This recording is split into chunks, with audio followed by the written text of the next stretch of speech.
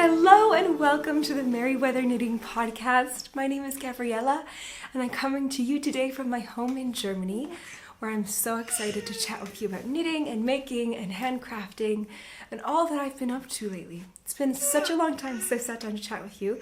I'm coming back, returning after a very long hiatus away from sharing my making and my creative life here in the digital realm, and I'm just so happy to be back. I'm so excited to share with you all that I've been doing. You may hear some little baby noises and coos in the background because I'm joined by my newest little tiny baby, my little daughter Una, who's sitting here and just playing very, very sweetly here by my side. So I hope you don't mind, but I love baby sounds and I hope that you do too. I've got a delicious cup of tea here. This is Zimtschnecken tea. Zimtschnecke is like a cinnamon roll. It's like cinnamon roll flavored tea. I've had my coffee for the day already and I even had a cup of black tea already. So I need something caffeine free and this will be delicious. It's so yummy. But yeah, it's been a long time. It really was a long hiatus away from sharing with you here about my creative life. But I'll talk about that a little bit later. Of course, you're hearing right now one of the big reasons for my absence in the background, little Una, but yeah, I'll talk more about that later. First, I think I'm going to just share with you my main finished object of this episode. Since I last spoke with you about a year ago, or more than a year ago, I have finished a couple of things, but not very many. The biggest thing I finished is this gorgeous cardigan, which I started a long time ago and you saw the beginning of, because this was originally part of my botanical make-along makes and knits, which was a very wonderful knit-along that I began with my dear friend Ashley of Paper Crane Yarns. Oh, in 2024. Oh, 2023. Oh my word. I don't know. Oh, it's been a long time. Oh, but it was a gorgeous, gorgeous pattern that I knit. This is the Rusty Cardigan. And it was my very first, here I should actually button it up, but I'll just show it to you like this. I would have worn this too, but it's pretty warm today. It's a beautiful October day. I love October. It's late October. It's about to be November. I don't know when you're going to be watching this, probably soon. But oh, I just savor these October days. They're so beautiful. And we've had quite a chilly, rainy October here in Germany. But today is a gorgeous, glorious day. I already took a little walk today in the sunshine and it was so warm I didn't even need a coat or a sweater. And this sweater, yeah, it's just too warm to put on right now. Just because this is also a very, very warm sweater. But here it is. I'll try to show it to you as best I can. And maybe we'll see if maybe one of these days I can put some photos in or something to share. But here's how it looks. This is the Rusty Cardigan. It's just so gorgeous. It's a beautiful colorwork yoke. Simple yoked cardigan, and this was my first time steeking any knitting. So if you're not familiar with what steeking is when you knit mostly color work, but you knit a piece of knitting, and it's often with color work. So when there's two strands, double-stranded, or multiple strands of different colored yarns, you knit together a motif, and then at the end you cut it. So you knit it in the round regularly, and then at the end you cut it to make it into a cardigan or to separate it in different ways. It's an amazing, amazing technique. And I had heard about it for a long time and had known about it, but I had never done it before. So this is my very first time steeking. And I highly recommend this pattern. If you've never steeked anything before, I think any yarn that's very grippy would be great. So a very rustic yarn. But this yarn is perfect for it. And I knit this using Plötulopi yarns. This is a special yarn too. This is also the first time I've ever knit with unspun yarn. And unspun yarn, it was really a fun technique to use and to learn. I loved it. This is Plötulopi, and this is a golden colorway. I don't remember the name, but it's a pretty simple. I don't know if the colorway line isn't so big, so you probably, if you were to look for this color, it's just the kind of beautiful sunflowery, sunshiny, dark, bright yellow. And this brown is the brown. There's just like a simple brown color, and this is the brown. And I was gifted this, and it was just, yeah, I was gifted the brown, and I didn't know what to do with it. Then I saw this pattern, and I thought, what a beautiful piece to knit. I love cardigans. I think they're very practical. Also in my stage of life, as you know, as I just shared, I have a little baby here, Una, and she's just a few months old. And yeah, I have a couple of other children, 2 other daughters, and so, in the last few years, I've been pregnant and nursing and fluctuating in the shape of my body, as we women often do in our lifetimes. And I think cardigans are so practical and so comfortable and so wonderful to have through every phase, because they kind of shift with us. Because when I had a big belly or when it wouldn't close, I can always use this and open it and wear it open. And then, I can also close it. And I also think in general, wool and natural fibers are often very forgiving. Silk a little bit less, but I find wool to be very, very forgiving, especially just rustic wool. And this is knit. The gauge is just beautiful. So it stretches and contracts, and it's just so beautiful and wonderful, and a wonderful companion through all of life's phases, I think. I had these little brass buttons, which I had saved from another cardigan that I bought years and years and years ago, back in the United States, when I lived there. It's where my family lives, where I'm from. And I thrifted a beautiful sweater, a beautiful vintage sweater, and it had these brass buttons. And the sweater I didn't wear very much, sadly. It didn't really suit me, wasn't really my style, but I wore here and there, and then at some point I think it had some moth holes, sadly. And I decided to go ahead and just take the buttons from it and keep the buttons for a knitting project one day, because I thought, what a special thing to have brass buttons. And especially brass buttons with a story, because they were worn on this sweater and this cardigan before, and who knows who wore that cardigan before I had it. So it's special to have these little bit of history, I feel, in this sweater, and to be able to reuse something that would give something a new life that had been used previously. So yeah, this is the Rusty Cardigan, and I'm just so happy with it. It's so beautiful, it's so practical, I love it. I also think that this yellow suits me pretty well, which I think it's hard to find a yellow that suits me. I don't know, yellow's a tricky color sometimes, but I love yellow. I've kind of fallen in love with yellow, all kinds of yellows. Butter yellows and these rich yellows, this kind of goldenrod, sunflower yellow. I'm just drawn to these colors. I think they're beautiful. And some yellows I can't really wear, but this one I think is good. So I really enjoy it. And I love the brown in it. And I just love how it feels, how it wears. I can wear it next to skin. Plötulopi is a little bit softer than other Lopi yarns, I think. This unspun Lopi yarn, which is an Icelandic yarn. But I know not everyone can wear that kind of pure wool next to skin. I'm very thankful that I can, and that it doesn't bother my skin too much. There are other Lopi yarns, or really rustic yarns, that would be a little itchy for me, but this one is totally fine, and I think it's beautiful and very light. Because the unspun yarn is it's so light and fluffy, and it's just wonderful. And it also provides such good insulation. I love wearing it when it's cool out. It really keeps me very warm. And I also like that it's so light, and it's really beautiful. And I loved the unspun yarn process, knitting process, but I have to say, after I finished it, I realized I'm probably not going to be knitting with unspun yarn again anytime soon, because it is a little tricky. And at the end, I just kind of felt like I wanted to just knit without having to worry that it would break. I'm in a phase right now where I like to take my knitting with me here and there and around the house or out and about, and unspun yarn does kind of tend to pull apart pretty easily, and so it's not the most practical for that.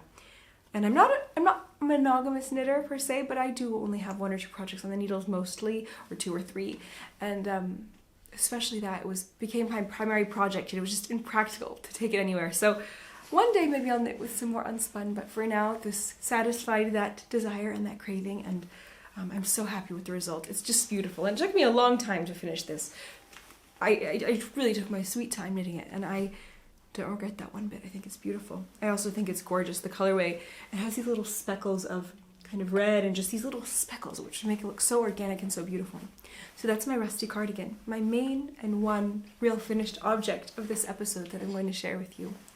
I actually would share with you more, but I don't really remember or know what other things I finished. I feel like it's been such a long time that I have to kind of ease my way back into this sharing, but I wanted to share. It's been such a long time, and I thank you for your patience. And if you're watching this now and you're joining me and you knew me before, way back, I'm just so glad that you're here again and that we're here together chatting again. And I'd love to hear how you are, what you're up to, and what you're making, what you have on the needles. I get so inspired by that. Since last talking to you, I really have completely gotten off of social media, especially for knitting, and I have personal social media which I periodically go on and like re-download and like check through and get inspired a little bit, but I don't have the tolerance anymore for it. I'm kind of allergic to it. I kind of start to get like, like I sort of break out in hives pretty quickly. No, not really, but you know what I mean? I just can't handle it. I know some people can, but I can't. So I usually have to delete the apps again really quick, like Instagram, and leave it and can't go back. Which is kind of sad because it's full of inspiration and full of connection, but for me, I'm not in a phase of life where I can be on there, so I need other sources of inspiration, and I would love to hear your favorite projects, your favorite making.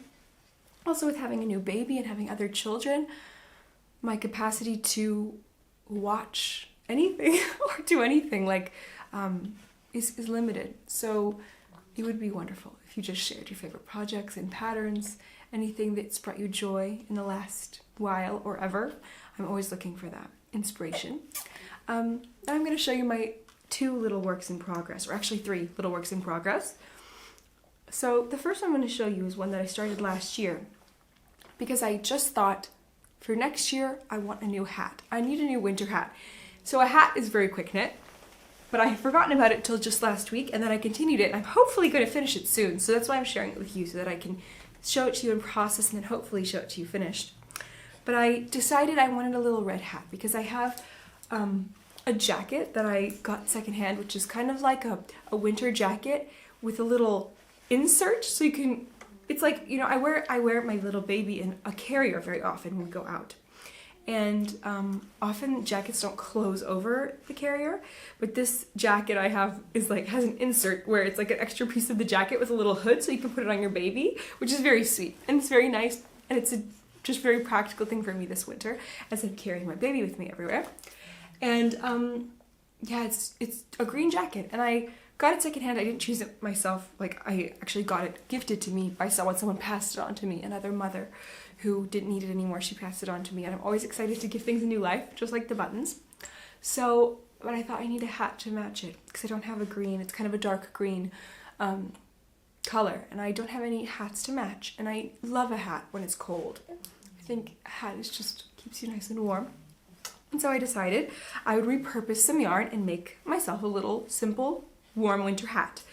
And so I took some yarn. I made a couple of years ago, maybe 4 years ago, a sweater for myself, the balloon cardigan by Petite Knit. Petite Knits.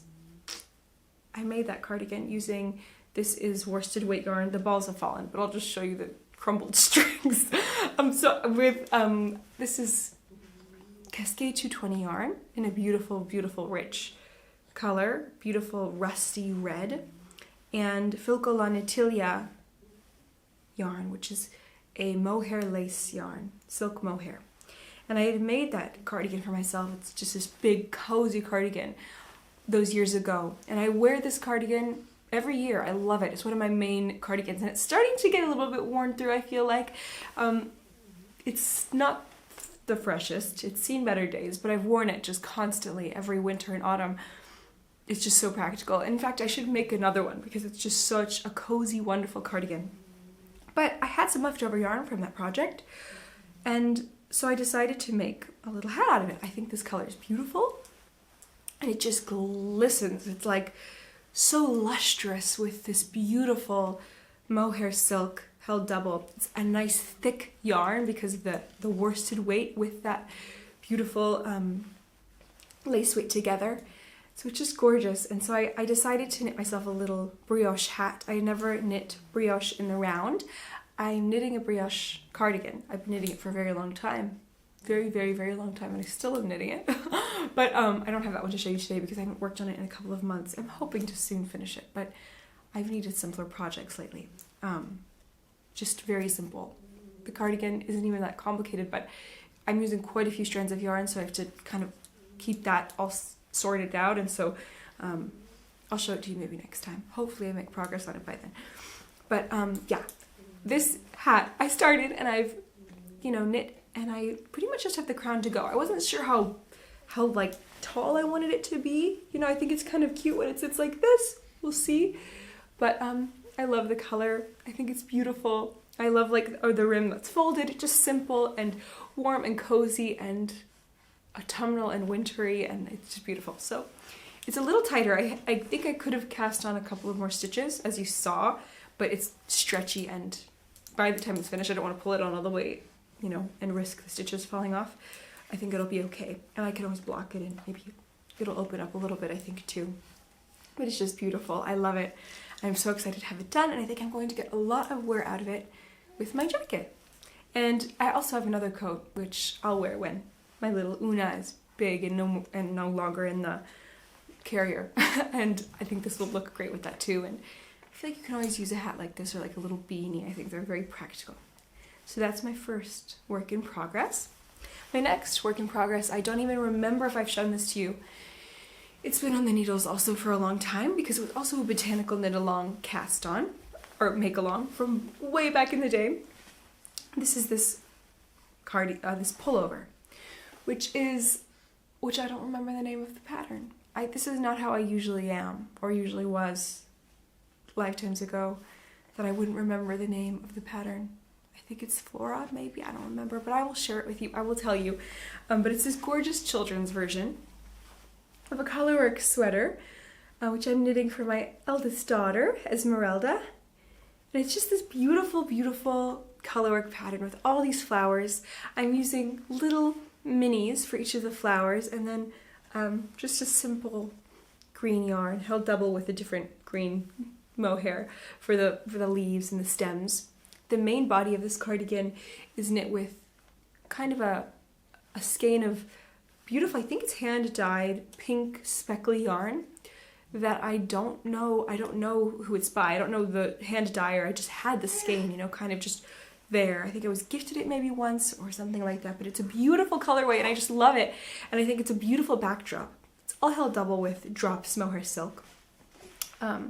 The flowers are all the light blue mohair silk, and the main body is the light pink mohair silk. And then, of course, like I said, the leaves and the stems are light green. And I think it's just stunning and beautiful, and going to be beautiful for her. I knit it. I knew it would take me a long time. I had no rush, so I cast it on a big size for her. So it's would still be too big for her.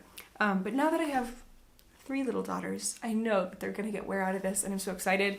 And my hope and dream, I don't think this is gonna happen necessarily, but I kind of do hope and dream that I could finish this by Christmas, and have this for her, you know, wrapped up for her as a Christmas gift. I dream of having like a hand knit sweater for each of my daughters every Christmas. I'm not fast enough for that though, so I doubt that will happen. But maybe I could rotate years, like one year one, then the next, you know? I don't know, we'll see. I don't have any kind of real pressure, but I do love handmade gifts, and I love sweaters, and I love hand knit things, and I think it's so special just to make them and to gift them and to have them. And for my children are very knit worthy, especially in this season of life where they wear mostly what I put on them, and they can choose what they like. And I chose this pattern with my daughter Esmeralda, so she knew she'd like it and it will suit her, and I know it will match her clothes. It's just beautiful. So you see, I finished the whole body. All I need to do is knit the sleeves and the collar, and then it's finished. So I really don't have an excuse to stop, and I could finish this by Christmas for sure, because right now it's still, you know, we're about to enter November.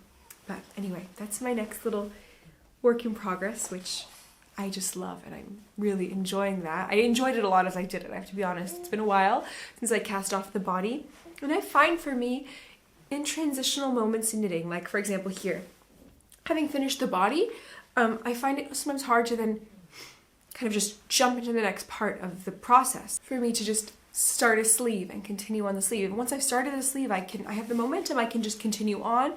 But I find jumping into that part to sometimes be so challenging, and it's so silly.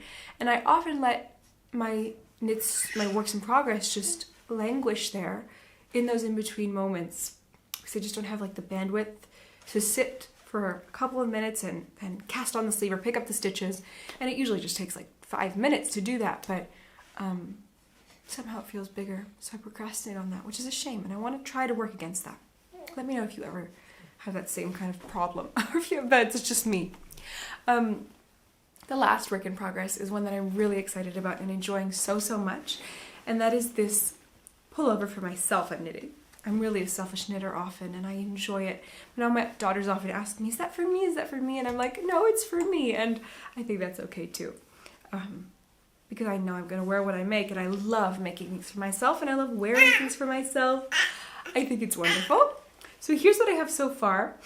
I'm knitting a very simple turtleneck sweater, drops pattern, free drops pattern with drops yarn. This is drops air. It's a very fluffy, light, lovely yarn, and it's black.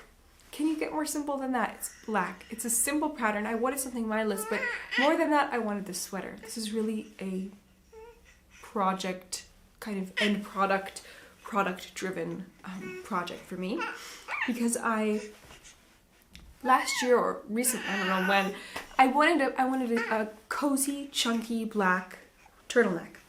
And I have different pants where I think it would fit, like look good with, you know, I just needed one or wanted one.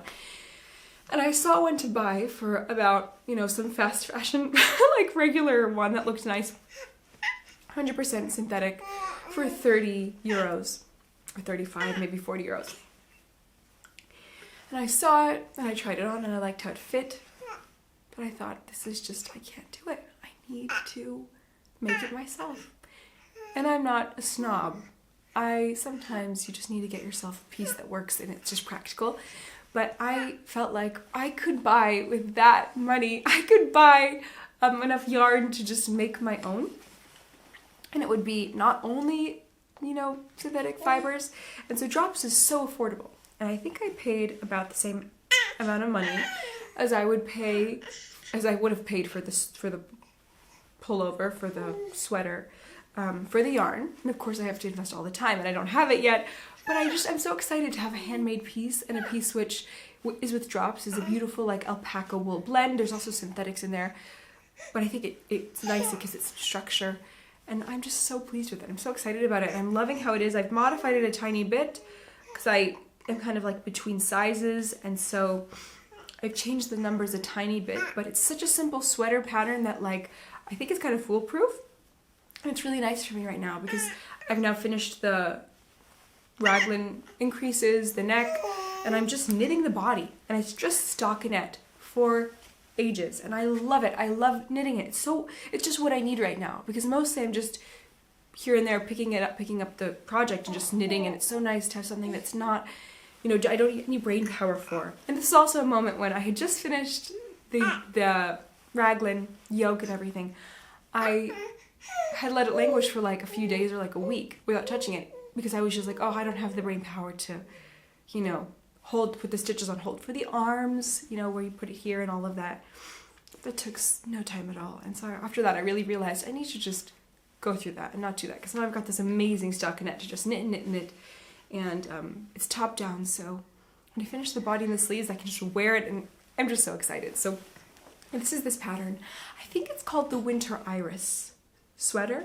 I will of course link it for you and write all the details below, but I'm really enjoying this knit, and I'm so excited for it to be done. And have I ever knit anything with black yarn before? I don't think so. I don't think I ever have. This is the first time, I think, which is very fun, and I'm enjoying it, and it's just very practical and going to be so beautiful and cozy to wear. So yeah, that's my knitting. That's my knitting and what I've been making and what's on my needles right now. Oh, I'm enjoying my knitting a lot, and that's also why, I wanted to just share it with you and catch up. And it's been so long, and I feel like there were so many moments along the way where I thought I want to record and I want to share, but the time wasn't right to share yet, and now it is, which is so exciting. And I want to share with you a little bit more about, you know, personal things. But before I do, I think I'm going to share with you my last project, which is my last thing that I've been making lately. It's a new project for me, a new craft for me, and yeah, I'm going to show you that. I was really inspired by lots of leather journals that are out there. There's, you know, these beautiful brands. There's some brands like Traveler's Journals, Traveler's Notebook. I don't really know what it's called. Louise Carmen is another brand that make these beautiful leather journals, journal covers really. that are just stunning, and you can pull out the inserts and they're just gorgeous. And I don't know if you can relate to this, but when I see things like that, I often think, how can I make them myself? And I get kind of a bug to try DIYing and making things myself. So I did that. I decided, you know what, this year I'm going to, as a Christmas gift for a couple of people in my life, try to make some leather journals. How hard can it be? And I don't think it's very hard, but it's also not as easy as I had expected, or it's been a learning process. So I got some leather, some materials, and I have my first prototype. So I made this for my sister. It's very imperfect, but you'll see how it is. So I made this little leather journal. This is, like I said, the very first prototype, the very first leather I've ever cut or attempted to work. And I've learned a lot by this one prototype, and I'm going to continue going on with my knowledge that I've gained. But as you see, it's just very simple. For example, okay, this leather, I think I need a little bit more of a sturdy leather. It's okay, but it's not quite sturdy as I would have hoped. I think it would be a little bit more better, like a little better if it were a little sturdier.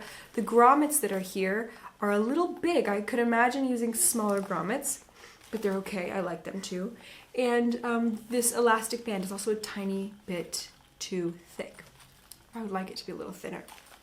But it's okay. All in all, it works. And I have these cute little charms I put on with my sister's initials. And I think that's so cute. And I think you could put a little charm here too. But because this is so thick, I don't know. It's also one reason why I think it should be thinner. But it's just adorable. Look, you open it up. And then you've got these notebooks in here. I put a little paper clip here that's shaped like a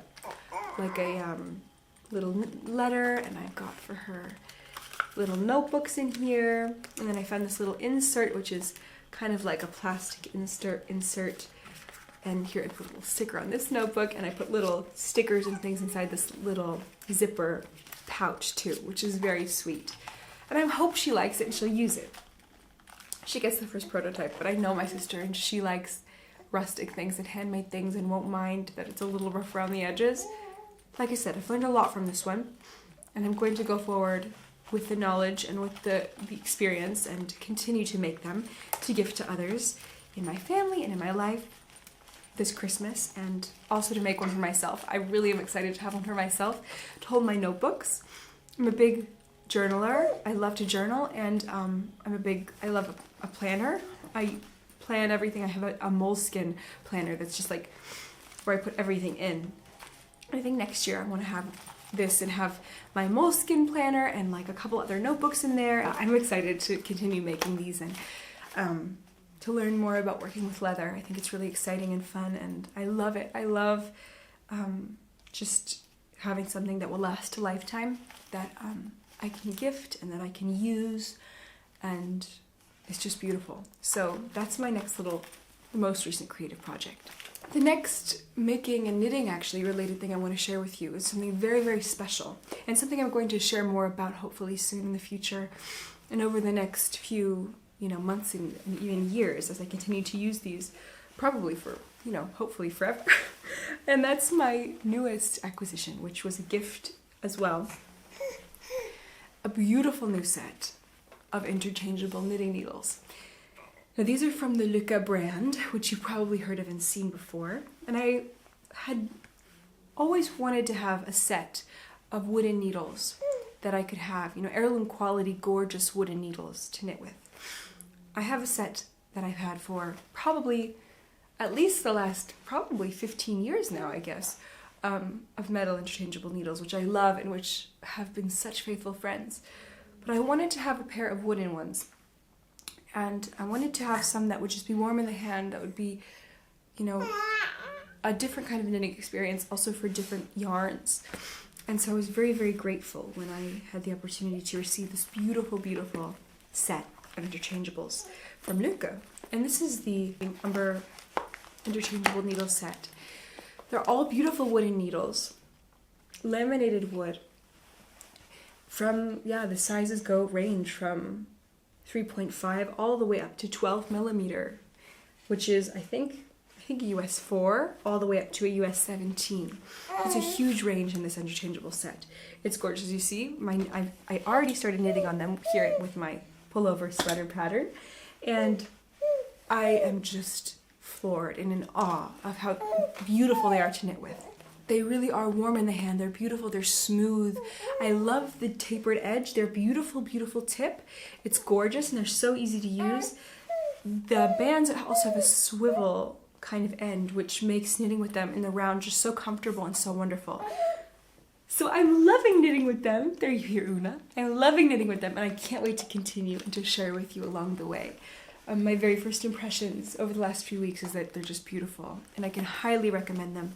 I will link them below in case you're interested in getting a set. If you're looking for a new set of interchangeables, especially wooden ones, I just highly recommend these. I think they're totally well-rounded. You can knit so many things with them, pretty much anything.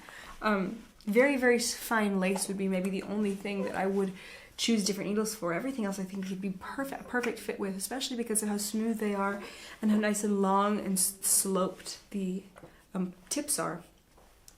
And they're just like lifetime quality. I really love them. I think that Lykke also has a guarantee with their needles if anything happens with them, which is just wonderful and incredible. And the brand is wonderful and full of integrity. Another wonderful thing about this brand, which I was excited about, is that their needles are made in Nepal. And I spent parts of my childhood in Nepal, and I have such fond memories. Some of my earliest memories are in Nepal, and so I just loved it. I love that they're supporting the economy there, and I just felt like it was a wonderful connection. It's just wonderful. This case is gorgeous. The case it comes with is just beautiful. It's like a vegan leather. It's really beautiful, and they have all kinds of different colorways, but this one just fit to me so well. I'm so grateful for it. So yeah, I highly recommend it. Here's a pouch for notions and all the stuff that you need, extra, needle cords, all those keys, everything. And here's also another little zipper pocket, so it's highly practical and beautiful with this magnetic closure. I'm so grateful for these and highly recommend them. And thank you, Lykke, for this generous gift. And I hope that you guys check these out as well. I think I'm going to get my little Una out of here and hold her because it's not quite her time to sleep, but she's getting tired just laying here. Hi! So here I am with my baby. I want to just chat for a couple more minutes and share with you about what I've been up to. Just gonna sit here. Yeah, it's been such a long time since I last made a video, and I think that I needed a little bit of a recharging time. I'm so thankful for it. I think it's so beautiful because life has these phases and these times that come and go, these seasons, and I found that last year, or actually, when was it? Oh, the years are like kind of confusing. We're ending 2025 now, but in 2024, in early spring and mid-spring, I don't know, we had a miscarriage. We lost a baby, a pregnancy, and that was hard, and it was a really tough kind of season. And I shared about that on my newsletter way back then. But that was already a bit of a time that kind of reset me and our little family, and where I started to really go inward in new ways. I think this season of my life requires me in the most beautiful way to be focused on what I have right in front of me, on my children, on my home, on our life here, and I'm so thankful for that because I think it's just so grounding and so wonderful. And I love being a mother. I love motherhood. It's my biggest calling and my greatest purpose in my life. Especially in this season with little tiny ones who need me. And I was so thankful to be able to have another baby this year, 2025. And in that pregnancy, it just continued to be so clear to me how much I wanted to focus. And my focus was just so organically on my children and on little things that I didn't have the capacity or, the kind of framework to extend out into the world. And so now I feel like slowly, now that Una's born and our family life has kind of, taken a new shape, I feel like every time a new family member joins a family, the family is kind of like reborn as well with it. All of us have new roles. I was a mother before, but now I'm a mother to her and to her unique soul and to her unique being. And she's just a new soul in the world. And my husband is a father to her and the others are big sisters to a new little one. And so it's kind of just a shaking up and a beautiful new rebirth for all of us and for the entity of our family. And yeah, the dust settles, and we've kind of begun now to have a rhythm together in a new way, which we love and which I'm savoring so much. And now I've just felt like it's time to come back and to share and to, also just in general, to be back into making and to doing creative things. And in the last year and a half, my life is also filled up with wonderful friendships and wonderful commitments outside of our home, but in our community. And I've been so enriched by that community that we have, and in serving our community, and also just receiving just rich relational wealth from our community. I feel so thankful. I feel like it's been wonderful. So yeah, that's kind of what's been happening. What more can I say? That's where I've been, what I've been doing. And yeah, we're excited because we've been for a very long time on a wait list for a little allotment near where we live in our city. And if you're in the States and you don't know what that is, so in Europe, I know in the UK and in Germany, there are things called Schrebergärten, Kleingärten in German, or allotments in the UK, which are little plots of lands, little gardens, little plots of land that are meant for mostly people who live in cities or in apartments to go and kind of have and occupy and tend to. And here in Germany, it's a very old tradition, I think dating back to after World War I, to kind of provide an opportunity for the people, especially families actually at the time, to have a place to go for relaxation and restoration, but also to kind of garden and have their own food and their own kitchen gardens, harvest their own food, because after that World War I was, food shortages and all of that. And that's continued on till now. And so they're quite in demand, these allotments, or these Schrebergärten here in Germany. And we've been on a waiting list for a long, long time. But now there's kind of like an insight. It looks like potentially we might be able to have one sometime soon, which is so exciting. And so I've been excited about it. We're going into winter now, but maybe by springtime we may be able to have one. And so I've just been inspired, and I started to kind of research, and I got this amazing book called Allotment, Month by Month by Alan Buckingham. And this is really for the UK. This isn't based on German, but I think it's not so. I think a lot of our growing zones aren't so different, so I can kind of adapt it. But it's been so practical and so fun to read through, and I've loved it. I'm so excited to get my hands in the earth, hopefully. And so if you're a gardener, let me know your favorite things to garden. I would love to hear your favorite fruits, vegetables, flowers, plants, what you enjoy gardening. We have herbs on our garden, little beds of herbs on our garden, on our balcony. And a big rose, the David Austin rose, the Strawberry Hill rose, in case you're a David Austin fan. I love our Strawberry Hill rose. It's a climbing rose and an obelisk, and it's just beautiful. It blooms so beautifully. But I'm excited, hopefully, to have a bigger plot of land. That's one thing that I'm just so looking forward to. And another thing I wanted to share with you is something that has been just feeding my soul. I have felt in the last year and a half, couple of years, but my whole life leading up to now, I've been a believer, I've been a Christian. I believe in Jesus as my Savior, and He has saved me in so many ways in my soul and heart and mind. I would not be here without the grace of God, and I am humbled by His mercies to bring me to this point in my life. I really could not do it by my own strength, and I struggle so much, but His mercies and His joy fill me and fill my spirit and are just my only and greatest hope in this life and in this existence. And I've been so grateful to be able to be in study of scriptures and of the Bible, and to share that with my children. And in the last couple of years also to have discovered a wonderful community of believers, a little Freikirche, a little church here in our town, which has just been a blessing. And the people there in this community and other believers have just come around us as a family, and also in our time of loss, in our time of joy of welcoming a new baby, praying present and being around us and bringing us meals and being there in conversation and in love and in prayer. it's such a gift, and also to have the privilege of doing that for others, for other people, other mothers who have new babies, other people going through loss in our community or going through joy, weddings, and just a gift to walk through life together in faith. And so another thing I've really enjoyed, which I wanted to share, which is something new to us, but we've been enjoying it as a family, is this little book, which is called The Valley of Vision. And this is a collection of prayers, a little prayer book.